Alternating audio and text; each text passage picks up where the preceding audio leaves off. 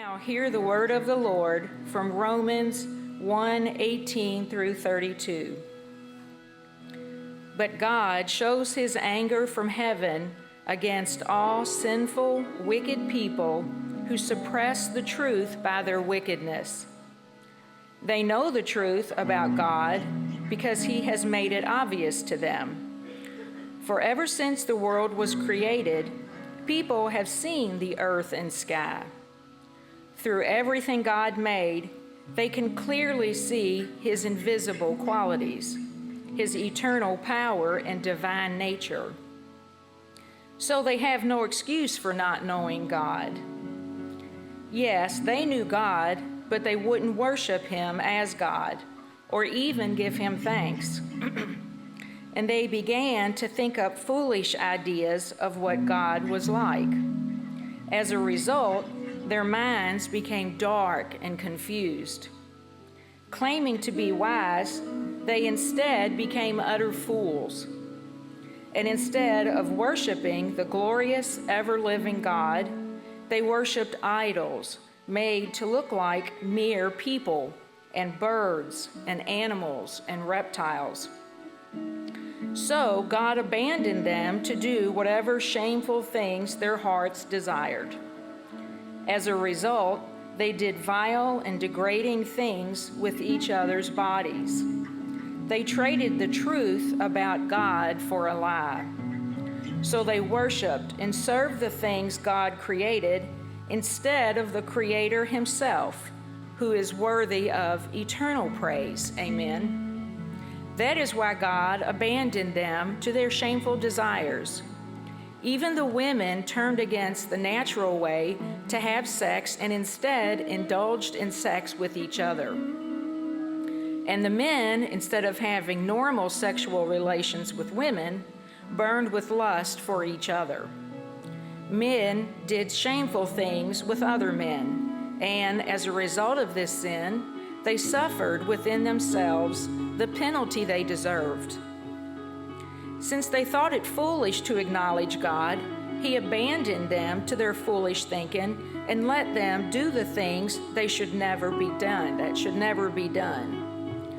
Their lives became full of every kind of wickedness, sin, greed, hate, envy, murder, quarreling, deception, malicious behavior, and gossip. They are backstabbers, haters of God, insolent, proud, and boastful. They invent new ways of sinning, and they disobey their parents. They refuse to understand, break their promises, are heartless, and have no mercy.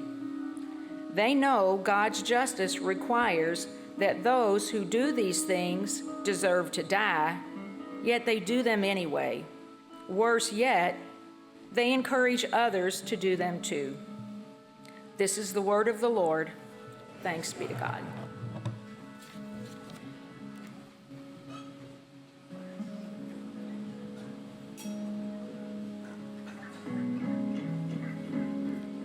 You may be seated. Well, good morning, Sojourn. Peace be with you. Welcome. If you're a guest or if you're visiting with us, my name is Jonah. I'm one of the pastors here at Sojourn. Our mission as a church is to reach people with the gospel of Jesus Christ. That's the good news of who he is and what he has done for us, and then to build one another up as his church and send each other to follow him. Thank you for coming and being a part of it. If you are a guest again visiting, boy, you picked a great one. Doesn't that passage sound fun? I'm going to do some announcements as a way of avoiding it for a minute, okay? Maybe 15, 20 minutes of announcements, and then we'll pray and we'll go.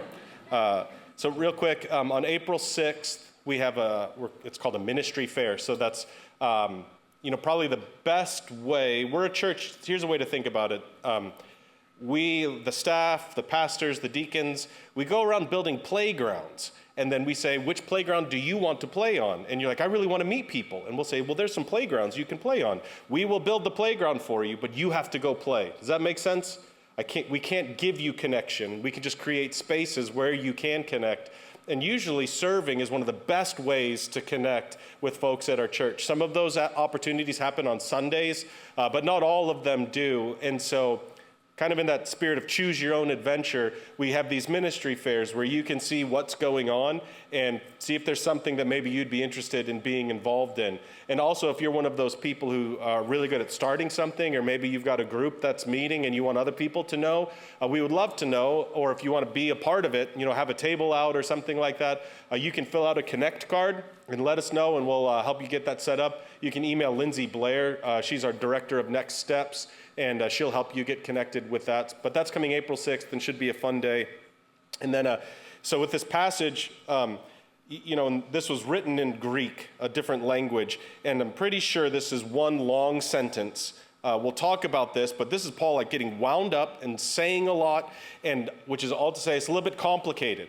And so we have a book that's at the welcome table that can help you if you want to answer some of these questions or go further. If you have some questions about what's going on here, or you want to hear more than what we can say in a sermon, I cannot recommend it to you strongly enough. It's by a theologian named Frederick Dale Bruner. It's very accessible. It'll warm your heart as you read it.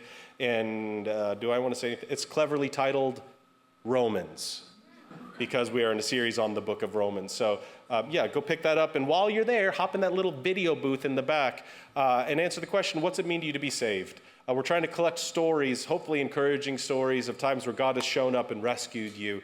And so you just pop in there, record a 30-second video, a 3-minute video, and we'll see if we can make something fun after it. So that's it. There's nothing to it but to do it, y'all. You want to talk about sin? You guys love being told you're awful, I'll just tell you. So that's the big idea today. You're awful. Welcome to church. This is our second week in Romans. And last week, we learned in this beautiful introduction that Paul wrote that the good news is the power of God to save. This whole series, we've titled it Saved. The whole point of chapters 1 through 5 is to announce good news to us. That we are rescued, that we are saved. We considered last week, or we talked about last week, how good news brings us together around a shared joy. Something good has happened. When I don't know, maybe you went to a Super Bowl parade one time. If God blessed your team with a Super Bowl win, as the team is going by and everybody's cheering, you don't stop and say, who did you vote for? Who did you vote for? What do you think about these issues? We don't talk about those things because we're celebrating. Good news brings us together, in these lesser divisions, these lesser concerns fade away. Again, because the gospel is fundamentally good news. That's what the word gospel means, good news. Now imagine you're visiting a city and you walk out on the street and there's a parade happening. People are in costumes, people are singing. Have you ever been around someone who's laughing and you start laughing because they're laughing? Have you had that experience? And at some point you say, why are we laughing? I just know this. So maybe you know the song that's being played in the parade and you start clapping because everybody's clapping. You start cheering because everybody's cheering. At some point, you might look around that group of strangers that's celebrating and say something like, why are we celebrating? Well, what is this? Why are we so excited about this good news? To put it another way, the existence of good news implies the presence of bad news. Make sense? We celebrate because a problem has been solved. Why did the whole country celebrate after World War II? Because the whole country was affected by World War II, and so we celebrated. Joy is the result of problems being solved. In the case of Romans, we talked about this last week, Paul is writing this letter because his church in Rome is divided, and it's keeping them from being who God said they could be and doing the things God had called them to do. The good news that Paul is announcing is our divisions have been healed. He begins this letter by unifying us around good news. And if you remember last week, there were these big words like all and everyone. And the reason that the good news is good news for everyone is because something sad has happened to all of us. We are united by the good news because we're already united under the sad news. So, what is this sad news? In the first 17 verses of chapter 1, Paul is uniting them around good news. And now, in the second half of chapter 1, he's saying, and you guys were already united because of the sad news. And he says in verse 18, God shows his anger from heaven against all sinful people. Hear that word again, all wicked people who suppress the truth by their wickedness. What is the sad news that we're unified together under? It's this word called sin. Sin that leads us to suppress the truth. Sin that leads us to live a lie. Even if you don't like the word sin, you know that what Paul says next is true. Verse 19, they know the truth about God because he has made it obvious to them. Anybody ever felt guilty before? Yep. There's something inside of us that knows when we've done something wrong. Here's maybe a biblical and a historical way to think about it. The 10 Commandments, the first 4 of them are how humans are to relate to the one true God, the creator of all that is, the Almighty. So they're theological. Verse 1 through 4 are about, or Commandments 1 through 4 are about how we relate to God. Commandments 5 through 10, those last 6, are about how we relate to one another. And isn't it something that every culture agrees with Commandments 6 through 10? Any culture that rejects the last 6 commandments have always been rejected by everybody else. Whenever a culture throughout history has emerged that embraces one of these 6 through 10 commandments, embraces rebellion against them, the rest of the world has put them under quarantine one way or another. We reject cultures that embrace murder. We reject cultures that embrace adultery or that celebrate lying. Do we know that lying is wrong because God thunderbolts people that lie? We know lying is wrong because we know the pain of being lied to, you know? How did you learn lying was wrong? Because you felt what it feels like to be lied to. We all know that adultery is wrong. Every child knows that stealing is wrong because they feel the pain of a child taking their toy from them. God has made it obvious to us. It's in our bones. It's in our DNA. The laws of God are in our blood. And this isn't, you know why those 6 through 10 or 5 through 10, those 6 commandments, they're not these arbitrary rules that God creates as a way of power play. God created the ways that people should live, and he knows that when we depart from that design, it results in pain and suffering. God says don't do this because it will harm you. He says don't lie because he knows what happens to liars in relationships and when you're lied to. Everybody in this room knows that something is wrong. Something is wrong with you. Something is wrong with me. Something is wrong with what's going on around us because we are all united under the sad news. The testimony of your lived experience confirms this. It doesn't matter what you think about the Bible because you know what that verse just said is true because you've lived it. The testimony of creation. Everyone has had an experience where you walk outside and are overwhelmed by the beauty of God, or you're terrified by hail at 6 a.m. on a Saturday morning. Anyone else think your house was being destroyed yesterday? It all confirms what verse 20 says. They have no excuse for not knowing God. Because you know that thing you did was wrong before you did it, and you went and did it anyway, which is why you feel guilty about it. Sin is a willful blindness. It's an ignoring of that pull that's on your heart. You know it's wrong to lie, and you lied anyway. I've never met someone that, I've been in this game a long time, you guys. It's weird to think about this pro-Christian game. I've been in the big leagues for a while now. And I've never met with somebody, and they said, you know what I think will fix everything in my life? Adultery. And I've never met somebody that committed adultery, and afterwards they said, boy, that went just how I thought it would.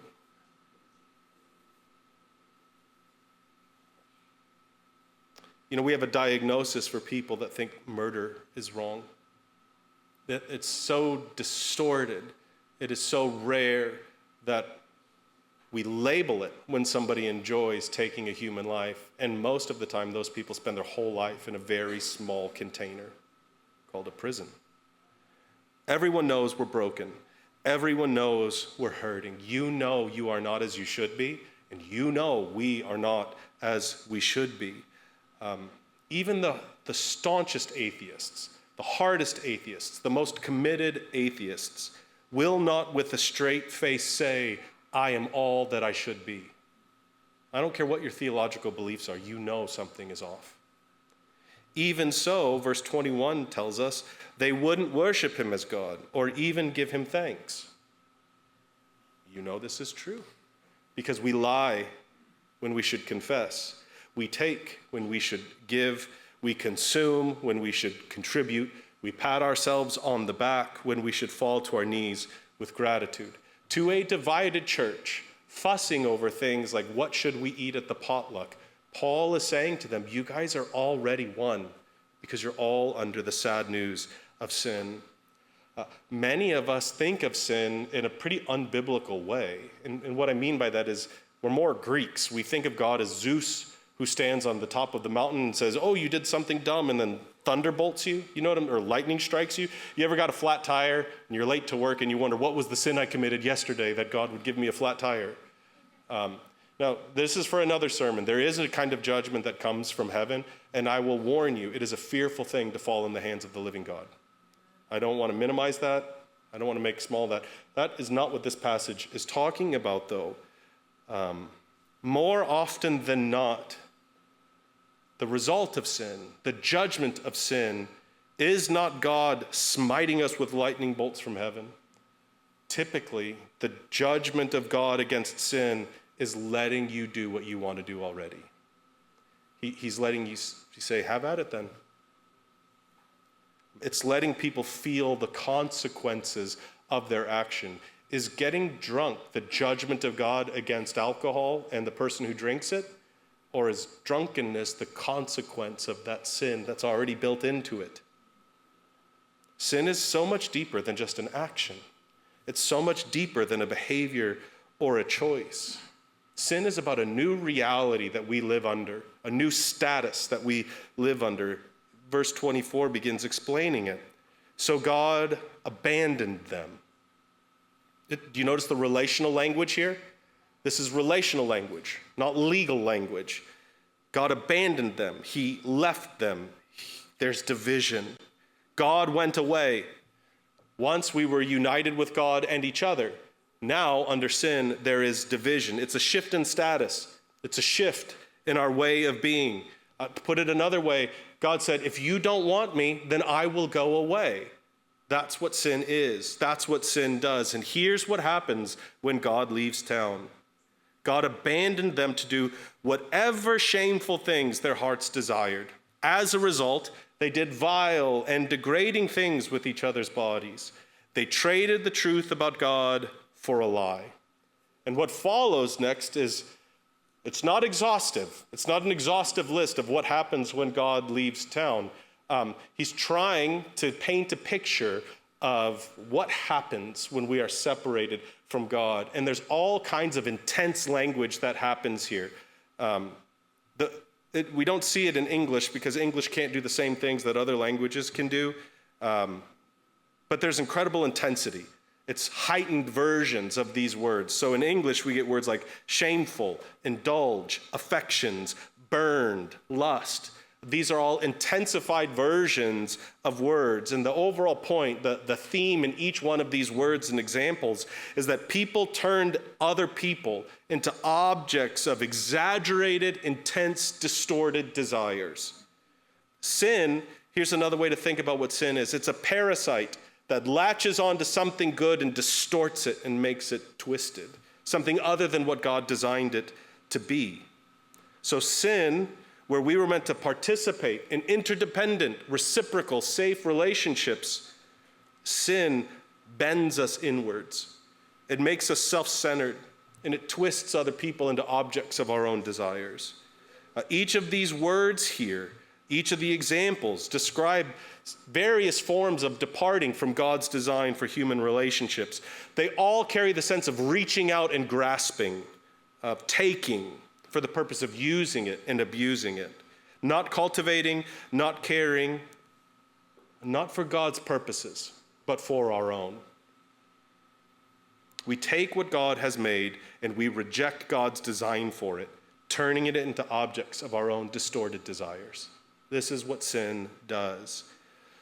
And what follows from here is a long but not exhaustive list of what this looks like. By not exhaustive, we'll talk about it in a second, but isn't it funny where I don't know if funny is the right word in this sermon, where he says, they invented new sins and they disobeyed their parents. You can see Paul, he's not ranting, but he's grasping for words to try to explain how big and how significant our situation is. The words that follow, particularly the bits about sexuality, are sobering, and for many of us, they're quite difficult. These are not popular things to talk about in our cultural moment. I will say, there's children in the room, so I'm not going to talk too much about it. I find it quite interesting that of all of the behaviors listed here, all of the actions here, how our culture seems uniquely obsessed with the sexual ones. You ever notice that? And so, to confuse everyone, the sexual sins here are real and significant. These verses, I see no way around them. Do I need to say that again, or was that enough? My problem is when we focus on those things, when we show up the sins that we prefer to talk about, we miss what Paul is doing.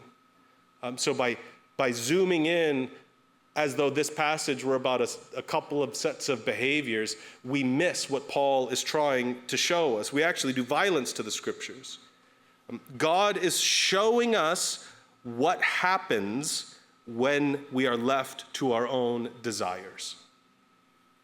Look how he continues.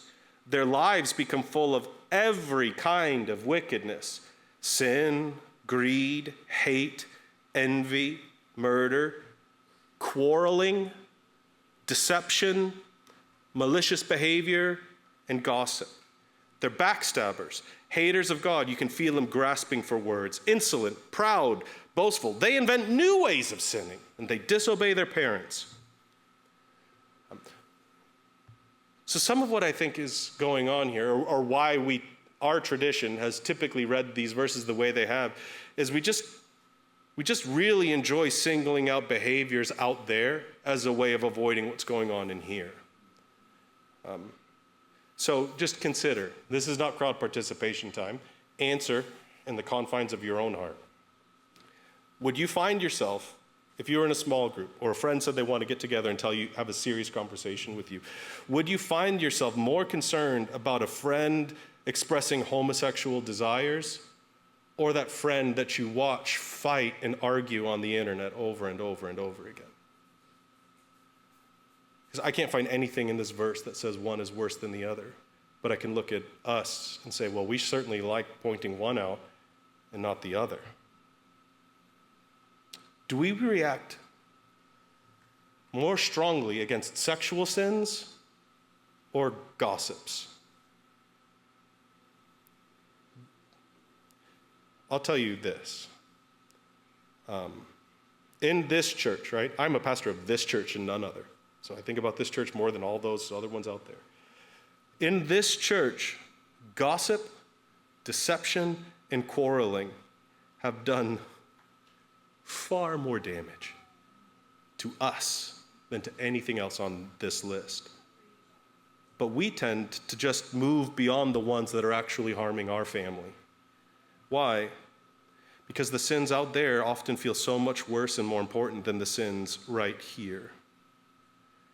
What Paul is trying to tell us is that there is no hiding from sin. You cannot say those bad guys are out there and the good guys are in here. You have no option for that in biblical Christianity. Here's the simplest way I can try to explain to you what's going on here. The purpose of this passage is not to define what is sinful, though it does define what some sins are. The overall purpose, Paul is not writing this to explain to them what is sinful. The purpose of this passage is to define who is sinful. Here's how one theologian summarizes what Paul's doing. He says, the line between good and evil runs not between us and them, but down the middle of each of us. Where is the sin? Oh, it's right here. I don't need to look far. When we are distorted by sin, relationship with God becomes severed. When relationship with God is severed, relationship with one another becomes severed. God tried to tell us, God has tried to warn us, he's written it in our bones and in our DNA, but we would not listen, so God let us have it. Not the lightning bolts, he said, fine, go, try. Because sometimes the only way to feel the weight of our sin is to feel the weight of our sin. Another commentator put it this way: when man has reached a certain degree of corruption, he can only be cured by the very excess of his own corruption. We would call this hitting rock bottom, No amount of pleading, no amount of information. You're just going to have to feel how destructive this is. We are united under the sad news that each of us, like sheep, have gone astray. We have all turned to our own way, and we feel the crushing weight of our own corruption. Deep in the recesses of your mind that you try so hard to silence. We can't bear to go to bed when it's quiet. Isn't that wild? For thousands and thousands and thousands of years, people went to bed at night, and now we need sound machines and TVs and podcasts and music because we're haunted by what might come to us in the silence. And one of the things that will come to us in the silence that I think we all know is true is exactly what Paul says next. They know that God's justice requires that those who do these things deserve to die, yet they do them anyway. We're haunted by the skeletons of our past. So here's the question, the fundamental question. Paul, again, writing to a divided church, here is what he is trying to help them answer. Who commits the sins described in this passage? Who is sinful? In all of these examples, all of the big words and the long sentences, he's trying to show you that the answer to the question, who is sinful, is the same answer to the question, who is this good news for?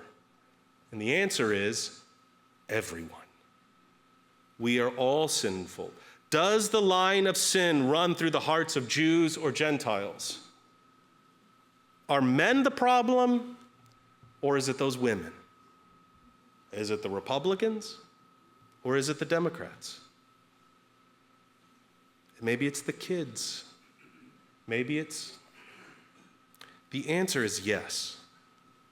We are the problem because we are united under the sad news.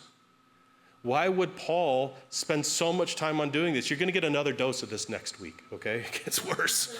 It gets worse. Because just as we feel united at a celebration, so too do we so often feel united at a funeral. Have you? I hope you haven't. But there's incredible solidarity at the cancer ward.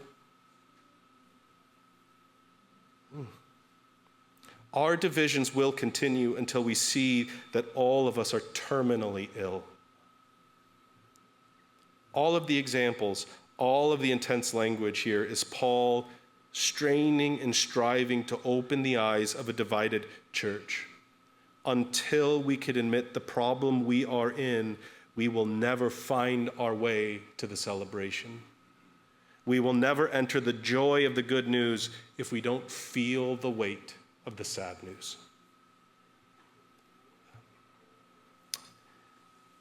I always quite enjoy when kind of secular culture catches up with the wisdom of the scriptures and find it to be so incredibly helpful. Like, oh, we've been talking about this for a long time. And I think Alcoholics Anonymous is onto something. I think they've summarized Paul's message here really well. I hope you don't know the pain of watching someone struggle with this, but I know a lot of us do. A lot of you know the pain of pleading with somebody in their addiction, pleading with somebody to make something more, make better choices. And so I think Alcoholics Anonymous Somebody was reading their Bible when they came up with these 12 steps.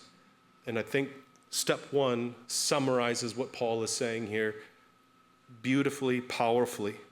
They put this step first because they have learned that recovery from alcoholism is not possible until the first step is soundly in place. And again, if you don't know what this is like, this may surprise you. The first step is not stop drinking. On the road to recovery, to health and healing, hope, celebration, new life, what is the first thing one must do? It's not fixing anything at all. Here is the first step. We admitted we were powerless over alcohol, that our lives became unmanageable. If you want to know what Paul is saying here, just take out the word alcohol and insert the word sin. Alcohol is not a sin, but when a sin, when it parasitically attaches to it, and then suddenly you're not using it for the purpose God made it. You're using it for escape, to numb, to manage. This is what sin does. If you want to find the joy waiting for you in the good news that is the revelation of Jesus Christ, the heart of the book of Romans, the heart of Christianity, the power that has revolutionized the world and set captives free, you must be willing to admit we are powerless over sin. Our lives have become unmanageable. This is what Paul is begging us to admit. From that place of honesty and hopeless division to a place that has been promised to us. This is what we talked about last week in Paul's introduction. This good news tells us how God makes us right in his sight. This is accomplished from start to finish by faith. And boy, if you're willing to admit you are powerless over something, it's really good news to find out that somebody's going to do it for you. We are powerless over sin, but the good news is God makes us right. We will be carried along by the great story of what God has done. Thanks be to God, not what we must do. Accomplished from start to finish by faith. The sad news unites us, but it does so in order to lead us to the place where the good news sets us free. If you're willing and able, stand with me and we'll pray together.